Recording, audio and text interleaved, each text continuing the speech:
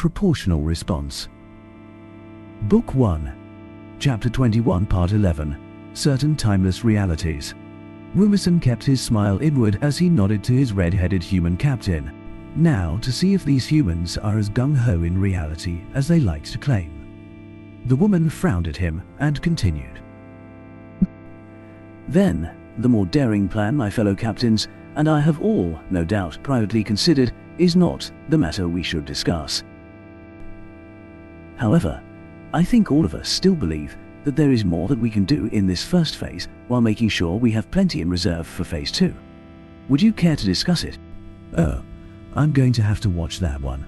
Perfect inflection, perfect mix of forthright suggestion and deference. He took a look at his captains and saw tense, but respectful, expressions on all of their faces, as well as micro-expression, glances at the woman. Yes, she will go far.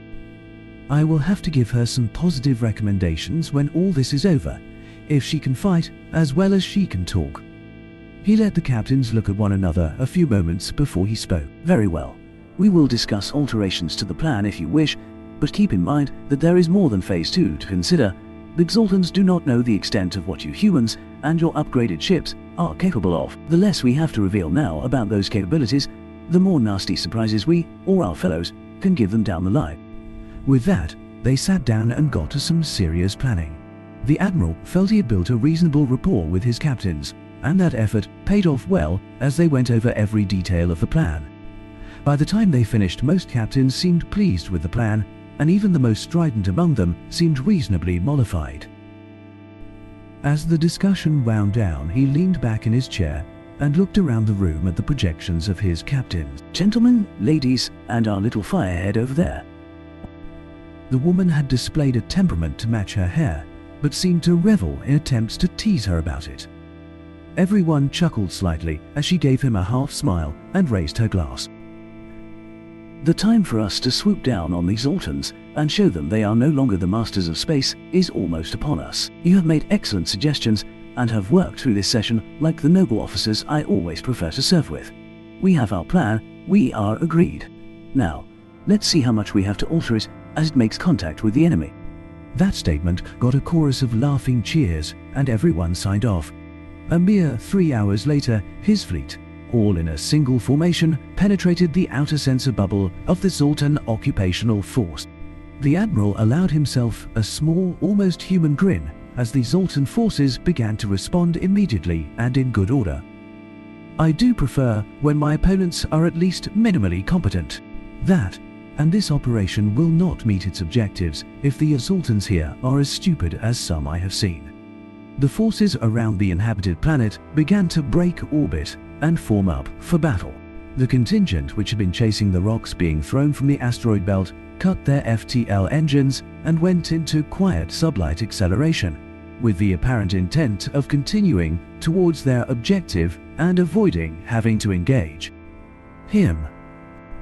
A slight frown tugged at the Admiral's face as he reduced his assessment of their intelligence. That is an act of anger and vengeance. His second-in-command raised an eyebrow at him and spoke. Just when I thought we'd run into a group of intelligent Xultan, and they don't recall that task force to the battle line. They have to see that our force stands a reasonable chance of forcing them out of this system, and will do enough damage to make it hard to hold, even if we fail. I mean, granted, they don't know that we are aware of the reinforcement plans from the deep space shipyard, but still, even if they... Woomerson interrupted with a gesture and looked down at the station assigned to monitor enemy comms. The officer there seemed to anticipate his question and answered. Xultan Voter has already sent out a request for reinforcements, sir. We were able to catch just enough of the transmission to get a partial decode. If they follow their protocol, the shipyard will not send reply, but should already be trying to muster their forces. He nodded at the officer and turned back to his second. Well, it looks like they have, indeed, already sent for aid. That is somewhat less than optimal for our plans, but will serve well enough and is about what we expected. That side task force, continuing on its way with silent running, also creates some opportunities for us. The man looked at the plot and considered a moment. Yes, sir, I see it. They obviously don't realize that we still have a fully functional sensor network operating in this system, and think we haven't seen that task force. So, if we can move roughly a third of first flight over to second flight, have second flight break off a little early, and then change the course for our flight group a little, it won't take much in the way of electronic warfare to mask first flight's movements until it is far too late. They will be able to hit that task force almost before they even know they've been spotted. The Admiral smiled at his second and nodded. I thought the man had a sharp beak. Lips. No, humans don't have... Oh, bother. Task at hand, man. Very good. You saw exactly what I did and expressed precisely the changes to our plan I was considering. Get the lead captains for each task force on the... The fleet comms officer interrupted him. Admiral, I have the lead captains for first and second flights requesting a direct line. Woomerson nodded to the man and suppressed a smile.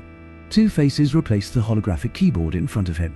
He spoke before his captains got the chance. First flight, have you selected which ships you wish to leave with the rest of the fleet? Both captains looked nonplussed for a moment, but recovered fast. They both gave him small grins as first flight spoke. Aye, Admiral, sending you the list now. It may seem like I am being greedy and keeping ships too large for the mission profile, but those two destroyers are fitted with the refractive singularity drive. They should... He nodded at the captain to cut him off. Be able to make it look like your task force is staying with us, then like it is going somewhere off course. He reviewed the ship list, then took a moment to check the specs on each ship. Excellent. Your choices are approved. Second flight, you will take these ships. He stabbed at his display to highlight the ships in question. And I will keep the rest with me on Overwatch. I assume your navigators are already working on altered flight paths and formations. Good. I will set my navigators to the same task, and we will examine the differences. We have a few hours before the maneuvers start. Gentlemen, let's make sure everyone understands the changes to the plan. He signed off, gave the necessary orders, and sat back to wait. A slight nudge from his second woke him, and he snapped his eyes open. He'd learned to catch sleep where he could early, and the skill had served him well. He took in the fleet's status with a glance, and felt a bit of pride. This mixed-species fleet performs with precision at least. A mere few minutes later, first flight signaled, and when they didn't get a countermanding order, gently altered their course to intercept a force headed towards the human civilians. The rest of the fleet acted on cue and changed their vectors as well, in a move intended to look like an attempt to get better position on the Eltons without risking the planet behind them. Despite the Eltons' studious attempts to make such a position difficult, while helping to mask the separation of fate. The Exaltan fleet changed direction to match, of course. If they could keep the human fleet from firing their big guns until they had definitive firing solutions, for fear of hitting the planet, then that gave them a strong advantage. The first point of engagement would be close enough to the system's star that no ordnance fired would be at risk of escaping the system, so the Zoltans could start laying down fire at much greater range. The Admiral felt a cold satisfaction in his gizzard. Their tactics would be perfect if we were here to knock them out of the system.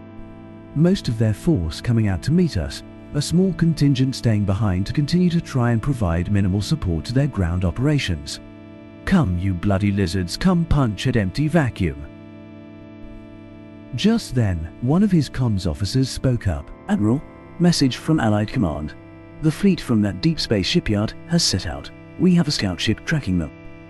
I have taken the liberty of comparing their ETA to our plan, and they should arrive in system at the same time we run our flyby of the planet, plus or minus.